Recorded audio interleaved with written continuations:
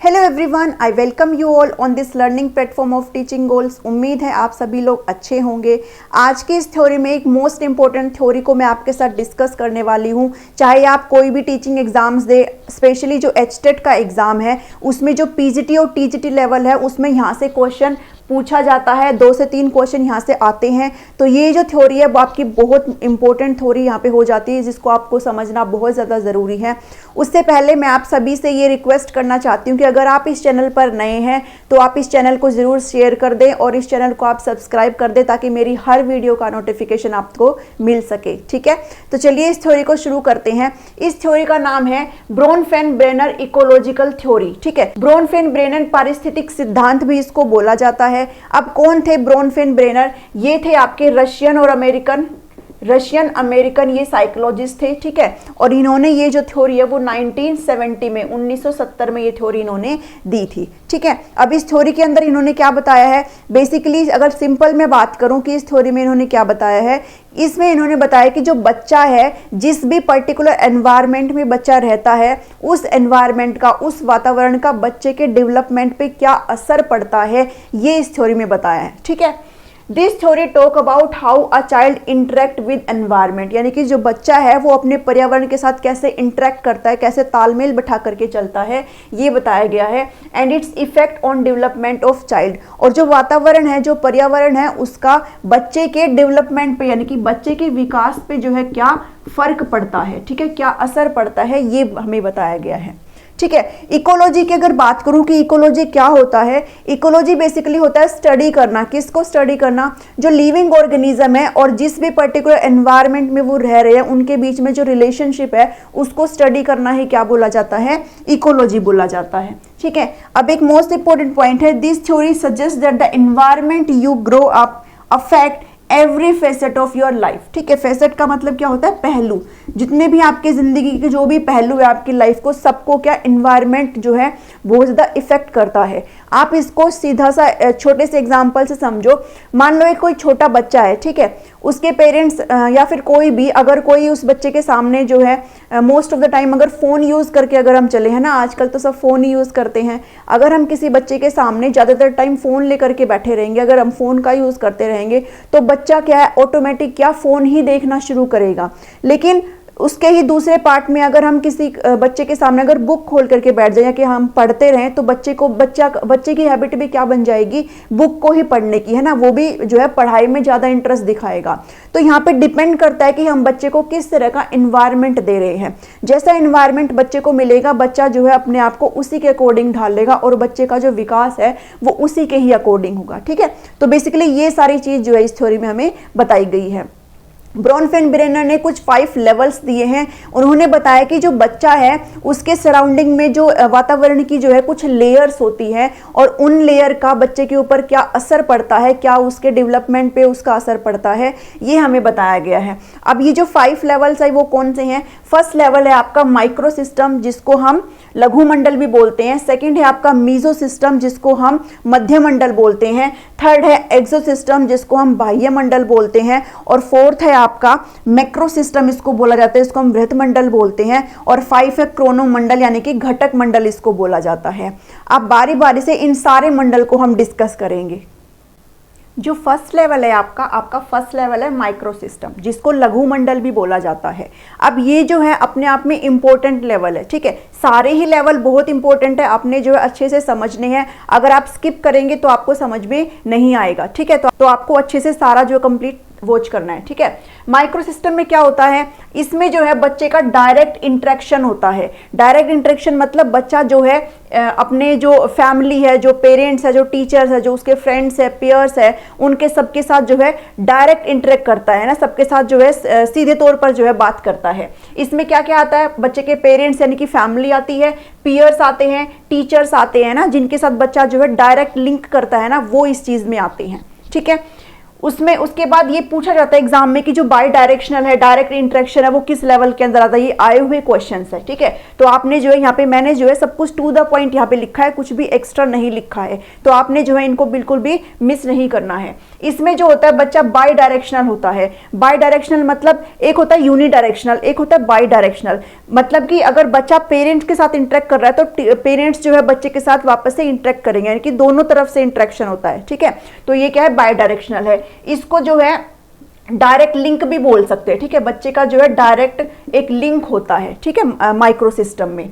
तो इसमें यही आता है, ये जैसे ये देखो, ये एक बच्चा है, ठीक है, ये एक चाइल्ड है। अगर हम चाइल्ड साइकोलॉजी को पढ़ रहे हैं तो आपका सेंटर कौन होगा यहाँ पे, सेंटर क्या है, इस थ्योरी का जो सेंटर है वो कौन है, वो चाइल्ड है, ठीक है, एक बच्चा है इस थ्योरी का सेंटर, ठीक है।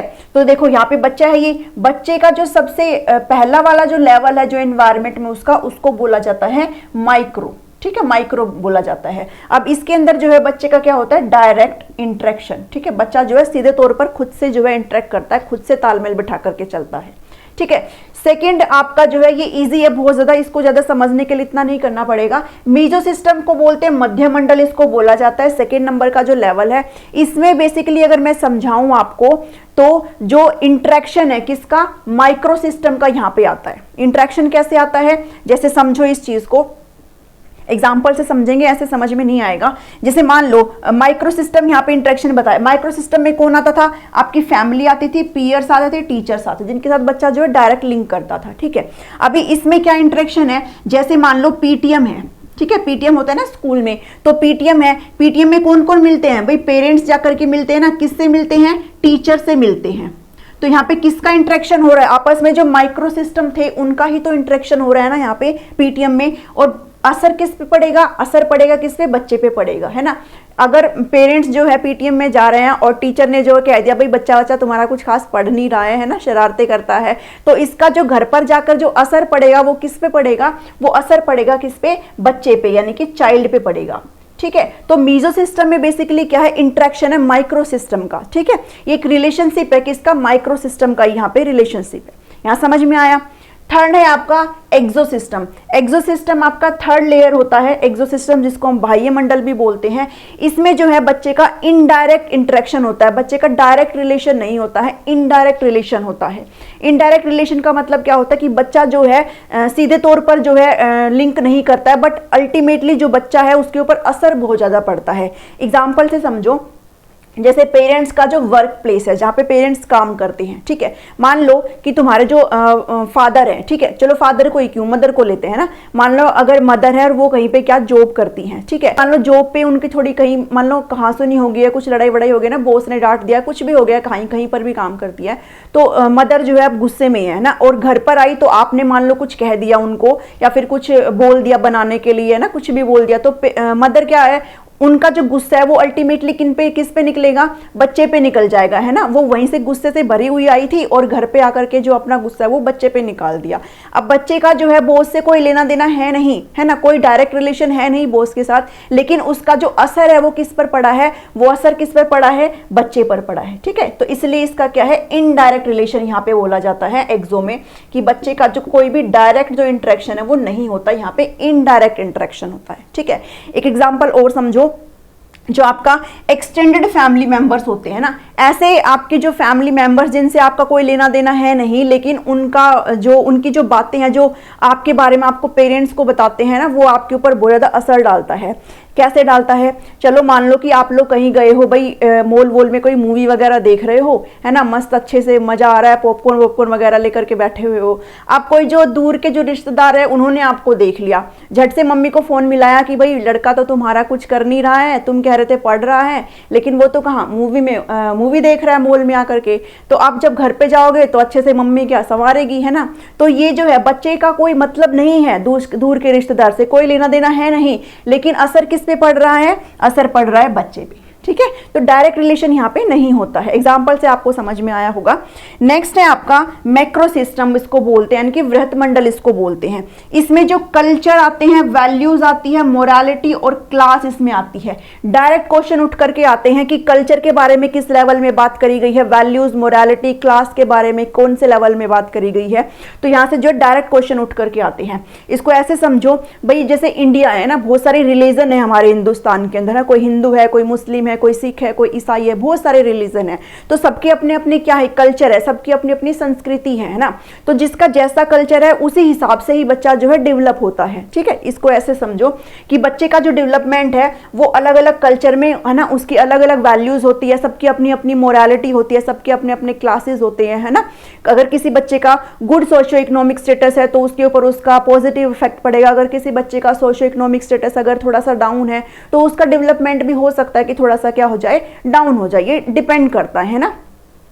5 है आपका क्रोनो सिस्टम। क्रोनो का मतलब होता है टाइम रिलेटेड। ठीक है, कहीं पर भी अगर टाइम के रिलेटेड कुछ चेंज की बात आए ना तो वो आपका कौन सा लेवल होगा, वो क्रोनो सिस्टम होगा। Changes that happen over the course of one's life time, यानी कि किसी के पूरे लाइफ टाइम के दौरान जो भी चेंजेस हुए हैं ना, जो भी चेंजेस हुए हैं वो इसके अंदर आते हैं। कैसे आते हैं, इसको आप ऐसे एग्जाम्पल से समझो कि पहले क्या था भाई, कुछ भी ये फोन वोन का इतना कुछ था नहीं, है ना। इतना जब हम लोग पढ़ते थे तो भी इतना कुछ था नहीं। अगर कोई क्वेरी आती थी, अगर कोई क्वेश्चन नहीं आता था तो जाकर के वो क्वेश्चन स्कूल में ही सॉल्व होगा, है ना, टीचर से ही जाके पूछा जाएगा। लेकिन आज के टाइम में अभी क्या होने लगा, ऑनलाइन का जमाना आ गया है ना। टीचर की कोई जरूरत ही नहीं है, बस फटाफट से गूगल किया, यूट्यूब किया और आपको सारे क्वेश्चन का आंसर मिल जाता है। इवन आपको टाइप भी करने की जरूरत नहीं पड़ती, आप बस फटाफट से बोलो, मुंह से आपको बोलना है और वो अपने आप क्या आपका आंसर निकल के आ जाता है। तो ये जो चेंजेस हो रहे हैं ना थ्रू आउट द लाइफ, है ना, कि भाई पहले क्या था अब क्या था, ये जो परिवर्तन है समय के अनुसार, यही क्या है आपका क्रोनो सिस्टम बोला जाता है। ठीक है, आई होप कि आपको यहाँ से सब कुछ समझ में आया होगा। चाइल्ड का जो पहला होता है वो माइक्रो, जिसमें डायरेक्ट रिलेशन होता है। सेकंड होता है मीजो, इसमें जो है रिलेशनशिप आता है किसका, माइक्रो का। ठीक है, ये क्वेश्चन आया हुआ है एग्जाम में कि किस में जो इंटरेक्शन होता है माइक्रो का, तो वो आपका किस में होता है, मीजो में होता है। एक्सो सिस्टम यानी कि बाह्य मंडल में कोई भी डायरेक्ट रिलेशन नहीं होता बल्कि क्या इनडायरेक्ट रिलेशन होता है। बच्चे का कोई लेना देना है नहीं, लेकिन अल्टीमेटली इफेक्ट किस पे पड़ेगा, बच्चे पर पड़ेगा। मैक्रो सिस्टम की बात करूं तो इसमें क्या आते हैं, वैल्यूज आते हैं, मोरालिटी आती है, ठीक है, क्लास आती है, कल्चर आती है। उसके बाद क्रोनो क्या है भाई, टाइम जो चेंजेस हो रहे हैं टाइम में, है ना, course of one's life time, तो ये क्या आपका क्रोनो सिस्टम में आता है। तो आई होप कि आपको यहाँ से ये थ्योरी अच्छे से समझ में आई होगी। अगर आप इस वीडियो को पूरा ढंग से अच्छे से देखेंगे ना, बिना स्किप किए, तो आपको ये बिल्कुल समझ में आ जाएगी और आपको कहीं पर भी कोई भी डाउट नहीं रहेगा। ठीक है, अभी इतना ही है, तो चलिए अभी कुछ क्वेश्चंस को देख लेते ताकि आपके कोई भी डाउट इस थ्योरी से रिलेटेड ना रहे। चलिए अब कुछ क्वेश्चंस को देख लेते हैं। क्वेश्चन नंबर 1 है आपका, which system relates to how things changes over time. जी, इसमें देखो चेंज की मैंने बात करी थी ना आपके साथ कि टाइम के अकॉर्डिंग जब चेंज की अगर बात आता है तो आपका कौन सा होता है, वो क्रोनो सिस्टम होता है। ठीक है, क्योंकि क्रोनो का मतलब ही क्या होता है, टाइम होता है। ठीक है, अगर टाइम के अकॉर्डिंग अगर चेंज की बात हो तो आपने क्या लगाना है, क्रोनो सिस्टम यहाँ पे लगाना है। तो आपका जो ऑप्शन नंबर 1 है यहाँ पे क्या हो जाता है, सही हो जाता है। सेकेंड क्वेश्चन देखेंगे कि culture, belief and values are included. देखो मैंने आप सभी को बताया था ना कि जो आपका 4th लेवल था, ठीक है, 4th लेवल कौन सा था, मैक्रो था। वहाँ पे किसकी बात करी गई है, कल्चर की बात करी गई है, वैल्यूज़ की बात करी गई है, मोरालिटी की बात करी गई है ना, क्लास की बात करी गई है। तो आपका ये कौन सा इसमें सही आंसर हो जाएगा, मैक्रो इसमें सही आंसर हो जाएगा।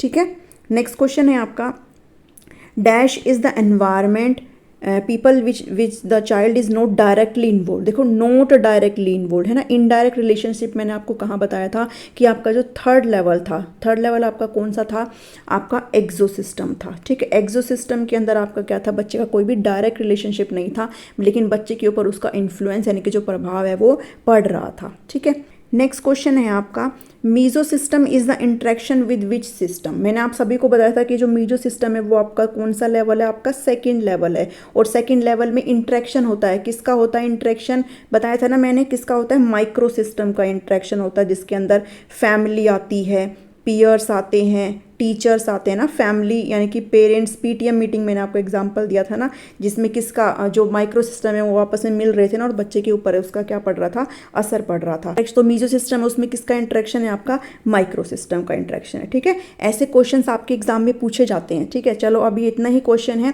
अगर आपको वीडियो पसंद आता तो आप इसको ज़रूर लाइक करें, चैनल को सब्सक्राइब करें। Thank you, thanks for watching me.